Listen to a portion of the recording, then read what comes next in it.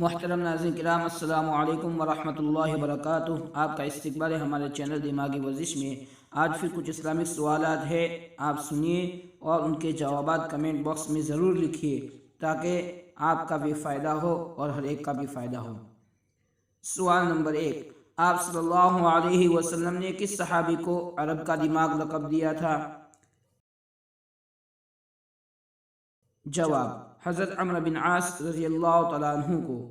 سوال نمبر 2، آپ صلی اللہ علیہ وسلم کی آمد سے پہلے خانہ کعبہ میں کتنے بت رکھے ہوئے تھے؟ جواب: 360 بت۔ سوال نمبر 3، ملک یمن میں سب سے پہلے کس نے اسلام قبول کیا تھا؟ جواب: حضرت عمرو بن طفیل رضی اللہ تعالیٰ عنہ نے۔ سوال نمبر 4، جنت میں رات ہوگی یا نہیں؟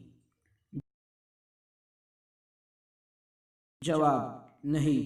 سوال نمبر 5، مجوسی کس چیز کی پوجا کرتے ہیں؟ جواب: آگ کی۔